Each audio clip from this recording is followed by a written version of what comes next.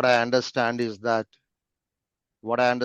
that we have all the participants from different time zones. I hope that that's not going to be a matter with the technology is before us. So what I do is that I'll just share my presentation, as well as probably once I complete my bit of a presentation, probably there will be an interaction or Q&A. If that's all acceptable to everyone, then we can start in that fashion. Okay.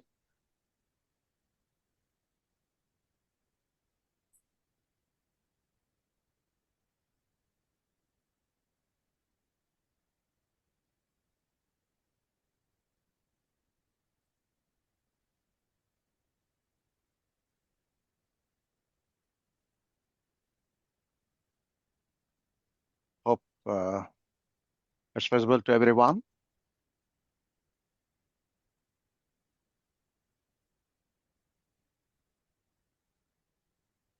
Yes.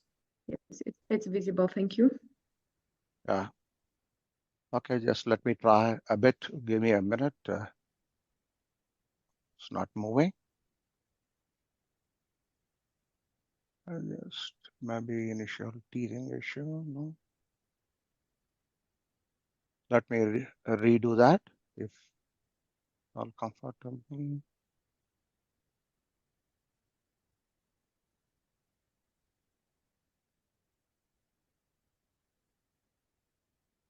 Can you see it now? No? Not now, but try again sharing the screen, because it was visible the first time. Okay. Let me go back.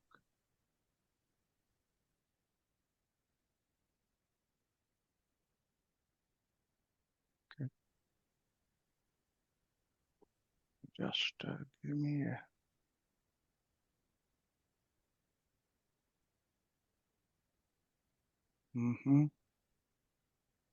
Sorry, actually, when we started, it was nice, but something went away. So just give me a minute time for me. Or should I try? Get back. Yeah, can you just try, please, so that becomes easier for me. Just as host has to just has disabled it, so. Julia, can you just make Satish, enable it? Working on it now.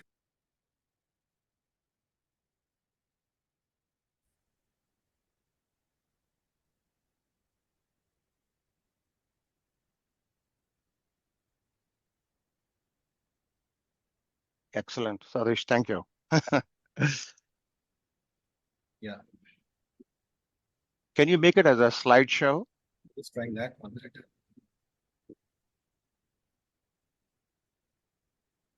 Yeah. Yeah. You can see it now? Yeah, I can see it. Sure. Sorry for the interruption. This is the whole story with the technology. However, we are using the system for a long time.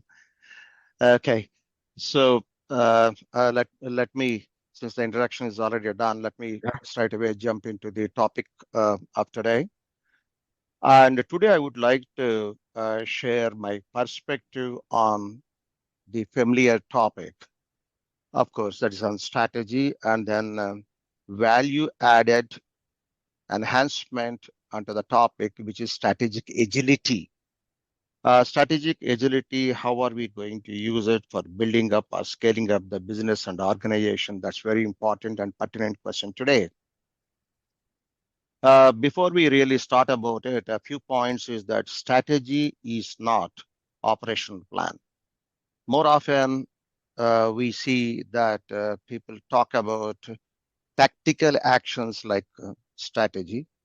Strategy is well ahead of any of these plans or tactical actions. So that's what I thought to share and differentiate between the popularly what we all talk about it in our daily work life and actually what it need to be. And a well-made strategy will take the organization miles ahead of time. So that's what exactly I'm going to talk. The minute when you talk about strategy, we need to understand the boundaries of today, the business, what's happening around. In this VUCA world is a terminology you would be hearing it very often, nothing but volatility, uncertainty, complex, and ambiguity. These four are one side of the spectrum. Because of this, there are a lot of government changes, governmental regulations, technologies, consumer preferences, so on and so forth. When you interface these two functions, you would see the longevity of the strategy has been diminished. With that kind of a backdrop is there today. So I try to honestly put some information about this strategy, some information about strategic agility.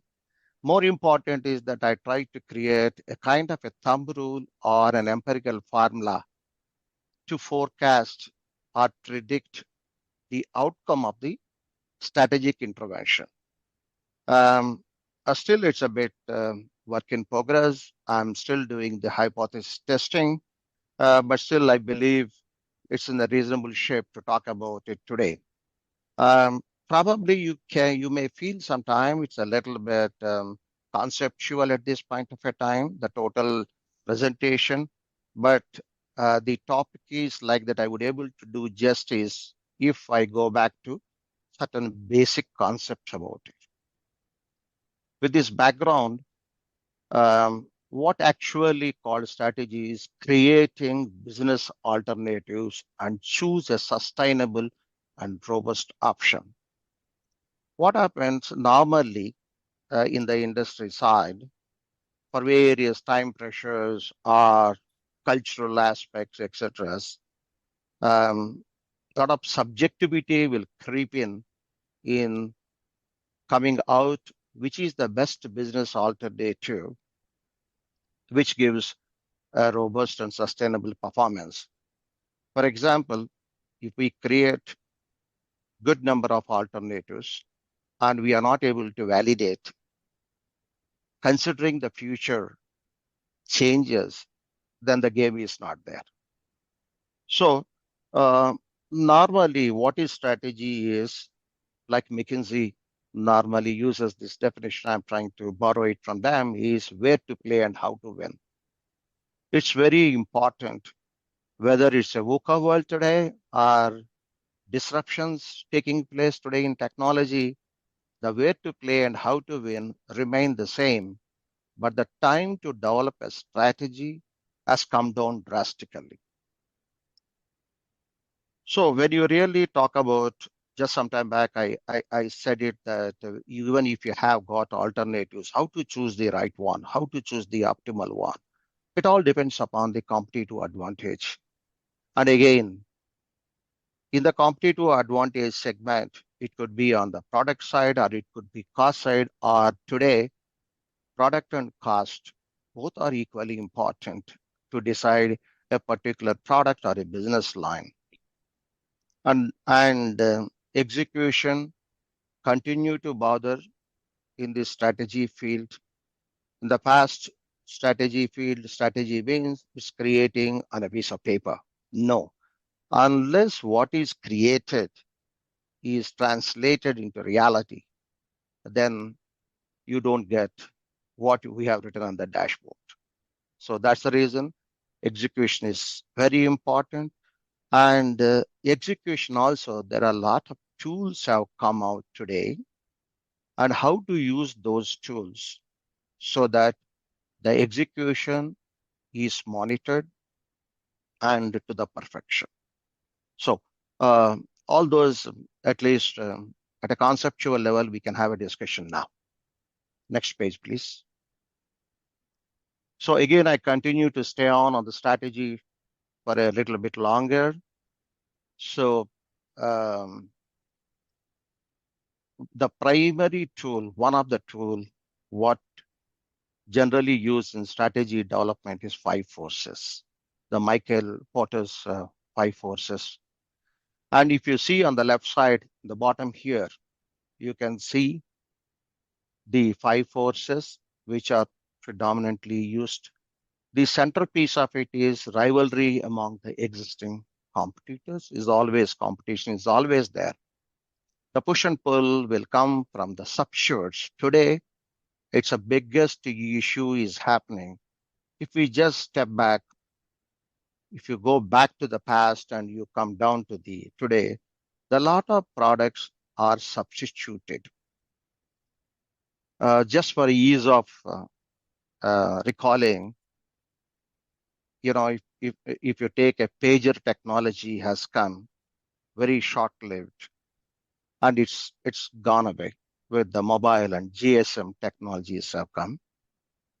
CDMA technology is outdated with the GSM. So we are not sure what is going to be replaced. In other words, a disruptive technology. Even in the automotive today, from fossil fuel, that means gasoline or diesel, is gradually getting replaced with electric vehicles. But we cannot say that electric vehicle technology is going to the ultimate, going to stay here. There are questions. So people talk about green hydrogen, people talk about the alternate fuels, so on and so forth. Similarly, bargaining power of buyers, which is very important. More often we come out and say, I'm in a product line where the buyers have a large say. One need to understand the domain where one is, whether the suppliers have got a large say or a buyers have got large say. The minute if there is a huge say, bargaining power of a buyer or a seller or a supplier is going to be there, to that extent the profitability will be lower. And threat of new entrants, it also depends upon ease of entry into the business. If there is no barriers, if there are huge barriers are there, there may be some uncertainty in the forecast. So one need to understand by keeping in the center of the circle, if you look at the one in the red colored boundary, and understand their current business, in which segment they are, the countermeasures are to be taken. Similarly, on the growth matrix point of view, 2x2 growth matrix is a very typical in any management jargon. If you really look at it, definitely we are not looking for growth nirvana. We are looking, for a place so that our business is robust and stay on. Next page, please. Yeah, I'm just trying to move it to with preface to strategic agility. What is strategic agility? My definition is strategic agility is a vector function with organizational flexibility and speed of execution to gain competitive advantage. If you try to read as two pieces of information, one, organizational flexibility. If the organization is not flexible enough, the foreseen or unforeseen events happens through the process, then the strategy is not executed to the requirement. So it's very important. It's a mix of organizational flexibility, organizational culture, and the speed at which execution takes place. Some of the examples when I talk, pertinently, I'm not naming the company, but I would give a general view is most of it may come from automotive, but because I spent a large amount of time in my career in the automotive. So example is years back, in 70s and 80s, if you recall back, any new model in a past car used to take 5 to 7 years time. And it was too long, and totally a new product used to come. Slowly, the Japanese have come into the foreplay in a big way. They started teaching to the world that however you may take a longish period to develop a new product, refreshing the existing product at a frequent intervals, that gives the customer a newness feeling, and also some of his problems are addressed. So that became a culture. Then afterwards, you have seen the Koreans have come and then other players have come. They reduce the entire time to develop to almost less than 3 years. So how is that possible? They're able to crash the time. The crashing of the time is also somewhere connected to the culture of the organization, the speed at which they would be able to make it happen. That's why, again, I said that, accountability, acceleration, all these things are derivative of the culture of the organization.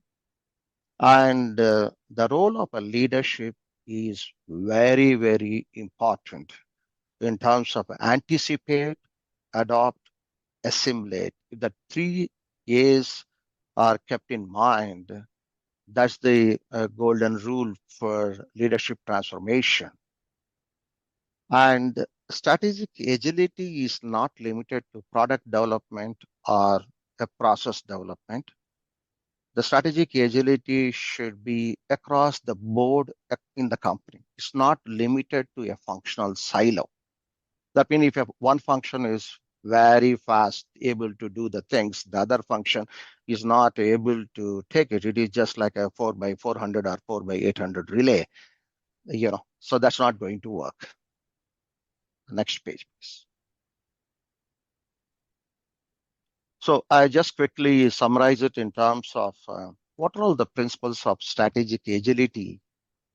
Some of them definitely going to talk not what in practice today. One is speed over perfection. Sometimes it may be a bit controversial, but then if you, in the world of technology, if you delay the things and you give a perfect product, by the time the competition releases product with several updates and they are ahead of the curve. Similarly, prioritize flexibility over rigid plan. A lot of organizations still go through a kind of a planning process. Once they sign off, there is no course correction. So that's not going to work. Similarly, empowerment. This is a very important point over hierarchy. If an organization is hierarchical, then it would be like an enemy to strategic agility.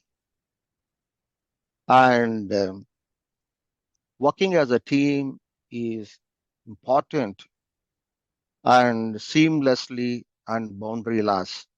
That's pretty important. If the paper is moving or the email is moving from person to person, waiting for responses, that type of a culture definitely not in favor for a strategic agility. Next page. Yeah, this is the one which I was talking about, an empirical formula or a thumb rule, more probably a thumb rule. I just try to create in terms of strategic effectiveness. What happens is if a company decides and a chosen field, a product or a process or a business, and that means it is been committed to that.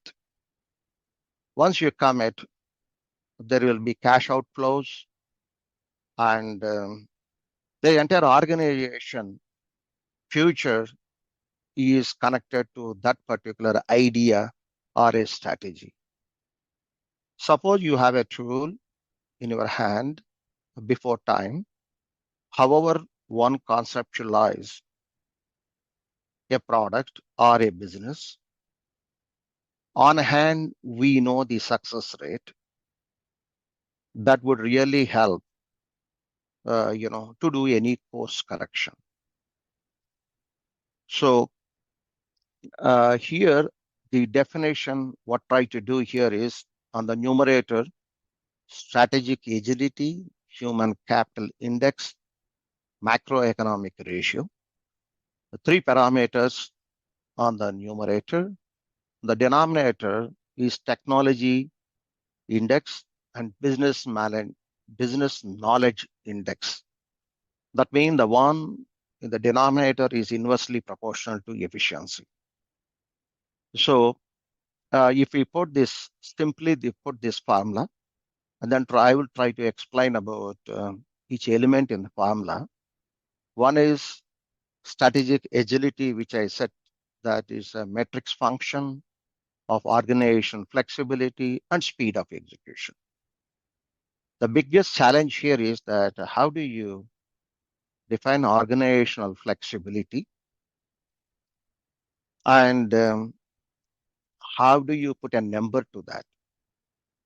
Whether it is a qualitative, or can we able to make qualitative and qualitative and put the subjectiveness out of the purview? That's a bit challenging, and there are questionnaires have been prepared by me, which I'm not probably I will not able to share here today because of time.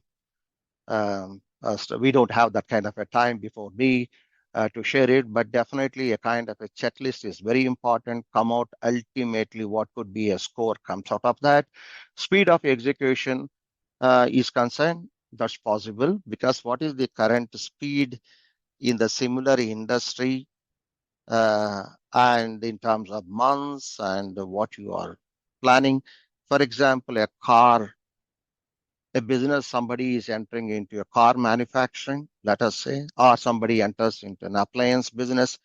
Typically, a car manufacturing today, the day you decide and the day your car is out in the marketplace, anywhere is between 3 to 4 years time frame. If that is what there, and if you're also going to do the exact timelines, that means you are not ahead of the curve with the market. So it's important that if you are able to do faster than others, there you score over better chances of success. Similarly, on the human capital, when we are designing a program or a project, normally we'll able to come out with what's the number of manpower we need to have. But unfortunately, when you talk about the manpower efficiency, it's the blue collar efficiency which is measurable. But the efficiency of the white collar is not measurable. So what happens? There will be slackness, there will be more number of people required than it is. That's why you see many companies halfway through, they reduce the number of people, so on and so forth. If we are able to do a right assessment of the people required, there are qualitative tools are available to do that. And based upon that, if we are able to employ lesser than what it is, then we are going to get a higher score. And the next one is that macroeconomic ratio is very, very important because many times what happens, the past 5 years or 3 years GDP or the growth of a country or growth in a given product, people assume that the same tendency will go and then business will continue to grow.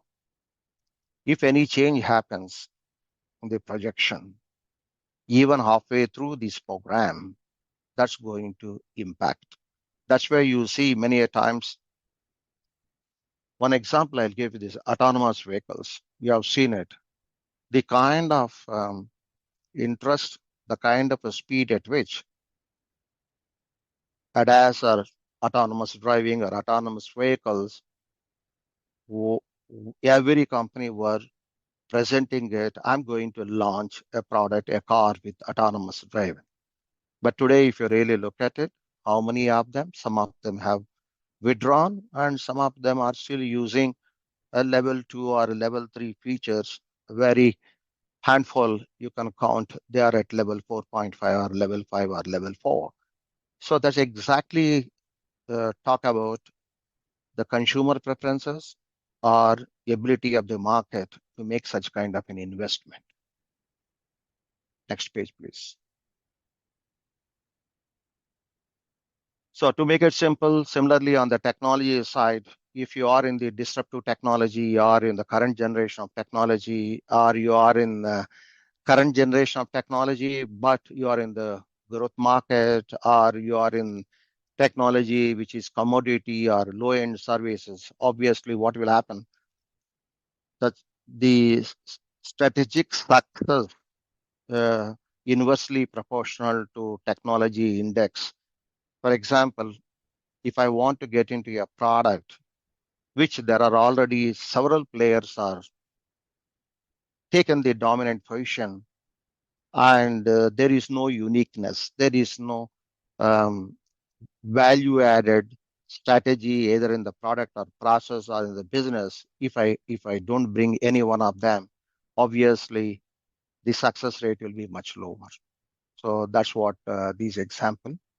And similarly, business management, if a company is not into that kind of a business, but an ambition is there to enter into such a business, and in such a case also, success rates are lower.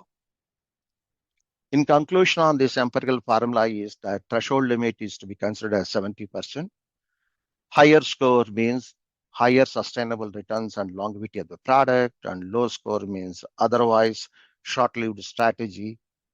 So it's very, very important during the course of the project or a business, always check in at some milestones so that a course correction opportunity will come. Otherwise, decide for a capital outlay, let's say $1 billion, and if you don't do any cross check or intermediate stage correction, then what happens if the parameters out there has changed? That's going to impact negatively the efficiency of this strategy. Next page, please. So I'm just going through quickly some of the steps in development of strategy. A few points, I may not go through this, but I would like to talk about a few steps which are very important. First of all, we need to do a situation analysis. If I don't measure my current situation in a positive, in a candid fashion, whatever I am trying to do hunky-dory, then I assume that everything is good, and then it won't be. Similarly, strategy is not a business of a particular department. Strategy is the responsibility of the entire senior management team. So how do they do it? Similarly, what all white spaces are there? Many a times, we start loving our own product, and we believe that the product has got a life. Let me do a little bit of tweaking. That is actually a hindrance to a right strategy development. We need to understand clearly what all the white spaces are there, where I would be able to get in. Sometime emotional sacrifice also may be required. I have seen the emotional connect is large proportion when a company is in existence or a business is in existence for a long, and promoters were involved in the innovation of the product. I happen to work with one of the innovator, a family of innovator by generations. However, I used to appreciate my chairman at that point of time, but I have observed that his emotional connect to the product and the business is so high, it is actually causing him a blind eye in the modern world when things are changing. So it's very important to detach and disconnect and then come out with passionately, impassionately come out with where are the white spaces are there, how to go. And it's very important to vet market potential, profitability, etc. try to use as much data available. In the modern time, collection of data is not as difficult as in the past. Try to get the data as granular as possible and then use that sense of it in terms of defining. Another important is financial feasibility, attractiveness of investment is very important. Such calculations are to be done before any strategy rollout. And then dashboard and monitoring and reward and recognition. All these things will go together so that, when you really talk about the strategy could be at a corporate level strategy, a company level strategy, or could be a product level strategy. The three levels of strategy is always there, but whichever level of the strategy you're talking about too, these points which I mentioned, about 6 or 7 points, are going to have a major impact on it. Satish, next page. So it's very important on situation analysis is a data collection. How are you going to do? What kind of technologies are available today when compared to the past, so that we would get a very transparent, quickly reliable data on which we can build upon the strategy. So it's very important. Use all the possible technology, whether we have in-house capability or the capability is hired or borrowed, whatever it is. It to be done. End of the day, the success of the business is more important. Next page. Yeah, this is the one which I prefer to use in my experience. There are several tools are available. X Matrix is the one tool which I have seen in execution point of view, gives very good clarity. If you really look at it at 6 o'clock position, that's exactly 3 to 5 years breakthrough objective. That means the life of the strategy assumed in this template is 3 to 5 years time, probably 5 years too long, so 3 years. And then once you have the strategic objectives before you in your X matrix, that would help you to focus everyone in the organization to that. And you move to 9 o'clock position. It talks about which portion of that strategy we are going to implement in this year. That's very important. Say like 1,000 miles starts with the first one. Unless the 3-year objective is split into yearly objectives or operating plan, it won't be successful. Come on to the 12 o'clock position, which is a process driven. Improvement priorities definition. We need to write very clearly. For example, a company wants to launch a product, but they have a very little say in their product development or research. Similarly, a company wants to enter into particular domain into the B2C consumer space, but they don't have a right processes or reach in the market. Then what happens? So the reach development, the market development, the channel development, whatever is required there need to be written very clearly at 12 o'clock position. And then you come down to 3 o'clock position, targets, matrix, clear definition. Who is responsible primary, who is responsible for secondary? Unless we have the kind of clarity and it percolate down into the objectives, whether people use a policy deployment, people use BSC, whatever methodology is being used for the performance management. But the input data would come from the X matrix so that efficiency or delivery is rewarded too. Next page. Yeah, I took it as quick as possible and leaving almost about 20 minutes for us to have an interaction.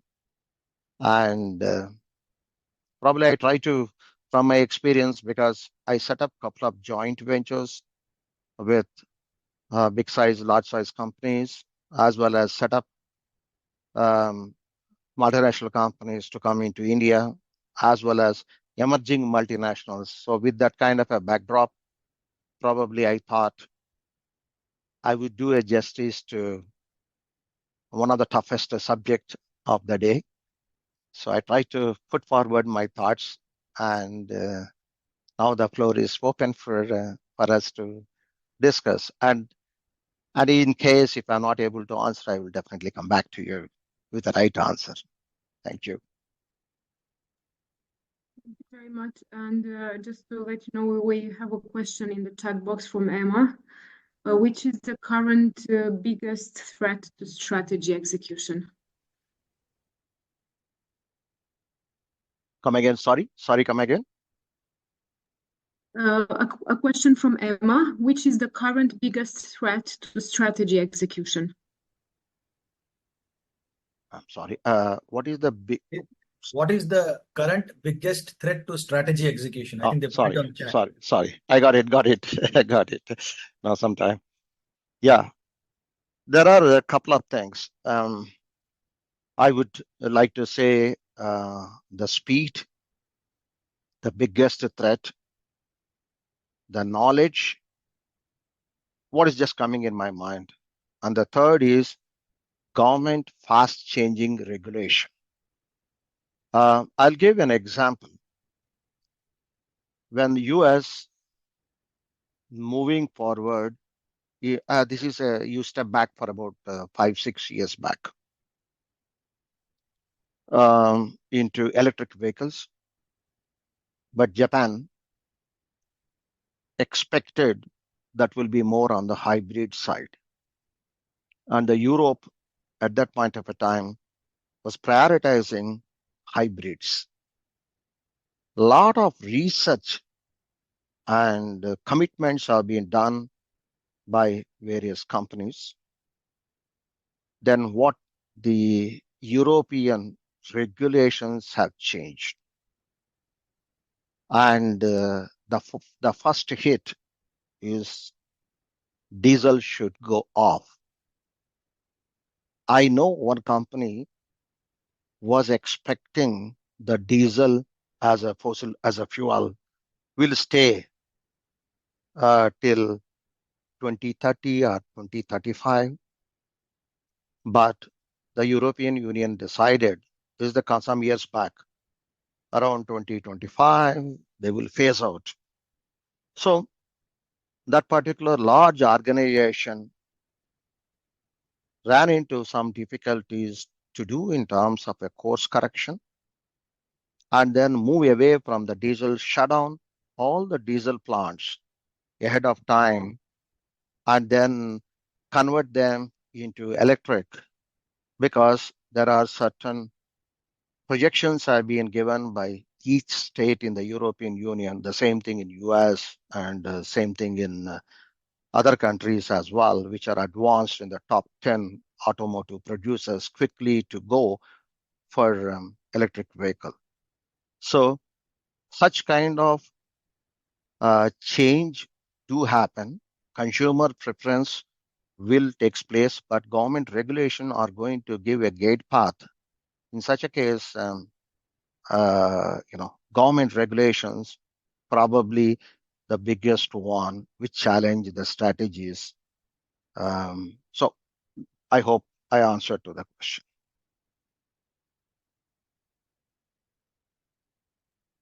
Thank you very much. And we have another question also in the chat box.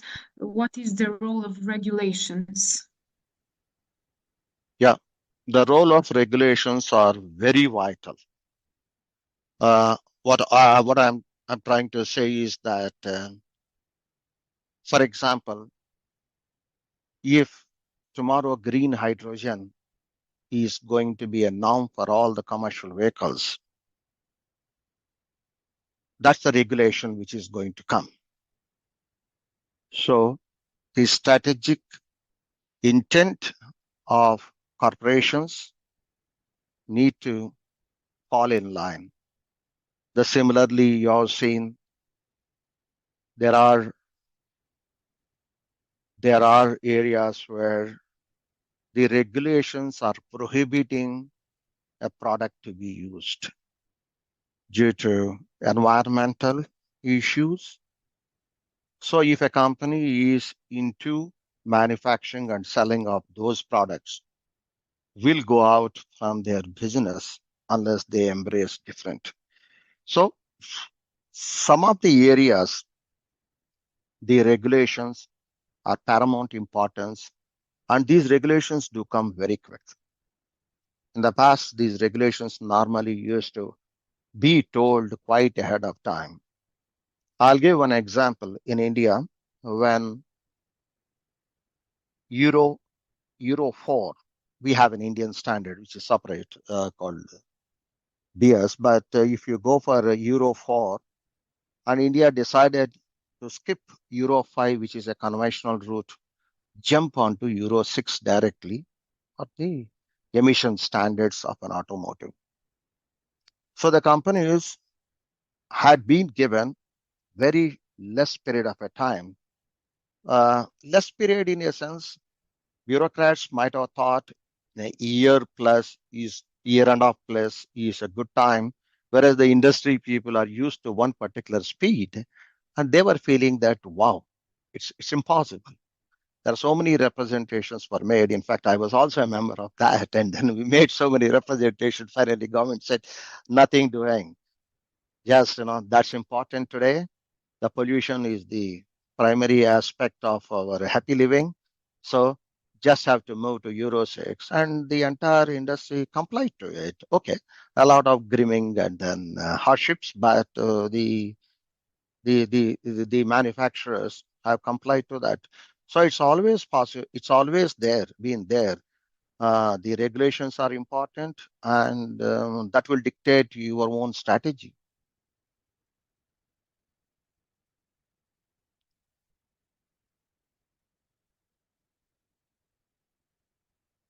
So we have another question in the chat from Emma. I wonder whether you could comment about the impact of emerging technologies, such as artificial intelligence on execution of a strategy. So that's one. And she has another question, but I'll let you answer this one first and take the other one. Only one, probably I'm not as competent as, to talk on the artificial intelligence is concerned. But let me tell you my viewpoint. Artificial intelligence, if it is being used in a most useful way, and I tell you, it's going to change the world. Of course, any technology comes, there are regulations are required so that that is going to be used on the intended purpose. So that's what a lot of forums, discussions are going on at this point of a time. For example, in artificial intelligence, you want to use it for a market survey. I'm just going at micro level things. It's so helpful. So usage of artificial intelligence for the business in the true sense of business is going to be there. That's what I feel. Regulations are going to come and we will be able to use it. But it is a very, very fast changing. All I can tell is that sitting in US here, I see everywhere. Years back, we have seen artificial intelligence being put into the machine tool industry. And that itself, we were feeling it, wow, what a complex thing happening. But today, I think it's coming to everybody's life. That's what my understanding is. I have a question here. This is the impact of hydrogen vehicles entering into the Indian roads. What happens to the other vehicles? See, there is nothing called, hard stops, but definitely some regulations will come with respect to usage of the fossil fuel. So you cannot stop the economy. So what happened? The gradual phase out uh, will be there. So there will be a new technology vehicles. There will be old technology vehicles at some point of time when the threshold reaches, the old vehicles will be removed from the system. So this is the change management, if you ask me. Yeah.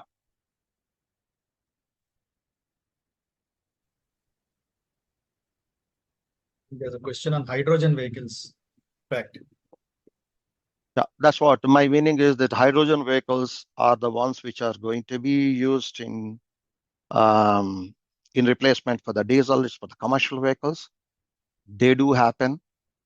Hydrogen is a green hydrogen. Hydrogen will be pumped into an engine, just like a diesel. That's going to give very low emissions. So these things are going to come and there will be regulations. That's what I would like to say. Eventually, the older vehicles will phase out. It's not like I bought a truck and the truck will be used forever, or at least till it mechanically breaks down. No, there will be a time period. After that, such a technological vehicle have to be scrapped. That's what contemplation is going on, and it will come.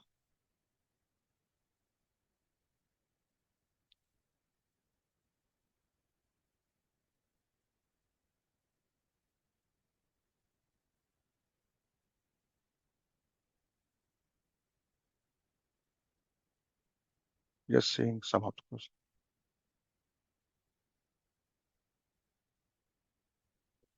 Yeah, there is a question that have you seen the instances in changes in technology impacted the execution strategy? Absolutely. I have seen couple of uh, instances. I'll just give an example. A company is into appliances and they are into refrigerators and air conditioners. And they decided that they will set up one of the state-of-the-art compressor manufacturing facility. And it's incrementally superior technology, but it is not. At that point of a time,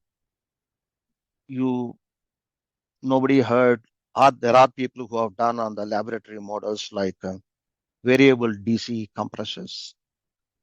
And once they started setting up the project, they realized that this technology is getting outdated and they need to quickly change. So that costed them huge amount of money and time. I've seen it before my eyes. And whereas variable DC compressors became an industry standards today, if I look back, they were able to bring that change, okay, with a minimal cost. Had they gone ahead with the original plan, I'm sure that company would have been in deep, deep trouble. So in every field, especially where the technological changes are leading to, just want to tell you an example like Nokia, Nokia tried to increase the capacities on a standard phones. Then the smartphones came, which completely ran over them. And then at that point of a time, even in India, in the transition phase, they set up a very big facility to manufacture the regular mobile phones and supply to the world. And today, however, I respect the company great, the way they do handle the things, but that particular business has to be closed. And the entire investment done towards the plant and machinery and the building, so on and so forth. It's a knowledge, public domain knowledge today in India that that particular facility is no more in use. So it can happen. So sensing the market trends and anticipate. That's why I said AAA. One need to anticipate and accept the change is going to be there, bring the course correction. Yeah. I see the question, is it possible to forecast the time frame when the new regulation to come? Very difficult. Very, very difficult. So the whole story is we are not a soothsayer or anything, but our sensory organs should work in terms, there will be changes, there will be regulation. I create a strategy so these regulations are not going to impact my strategy. So that thought process is very important. Course correction need to be done. But exactly when the regulation comes, I'm sure no one would be able to predict it precisely. So the total game plan of strategy lies on our judgment.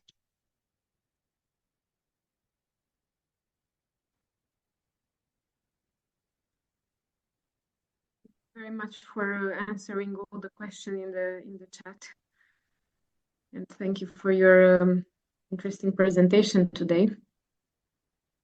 If there is any other question, I think we have time only for one more question.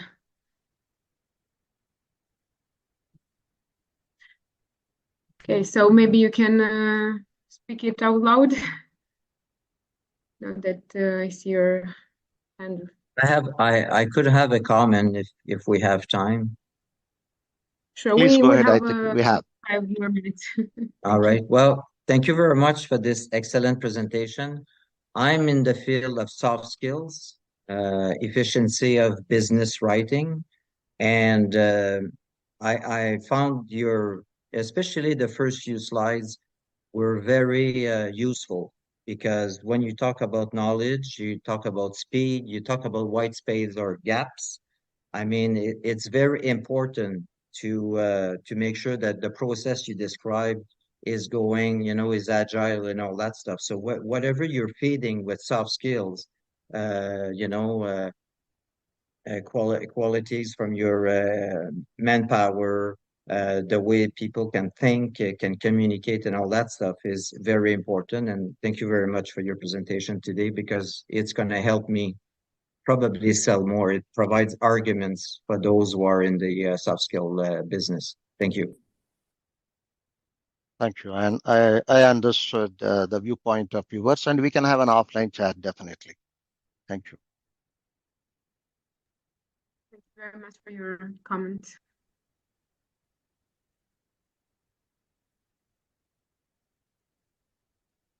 Well, if this is the end of our presentation today, just so you know, we are going to have the recording available really soon.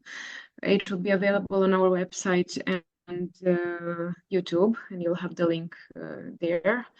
And if you have any other question, I think Mr. Prabhakar would be happy to answer via email. Maybe I should leave the email in the chat box. Absolutely. Keeping the time constraint for this program is 1 hour, and there are a lot of questions have come. I try to answer to the best of my thought at this point of time. So thank you very much. And then you are free to send me an email at your time so that I would respond to you as quick as possible. Thank you. So just going to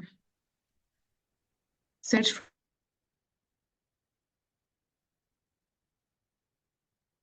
for your email address now to place it in the chat. Yeah, my email address probably, I have sent in me. my presentation in the last page, thank you note. It's available there. Otherwise, I would request Julia to help if anybody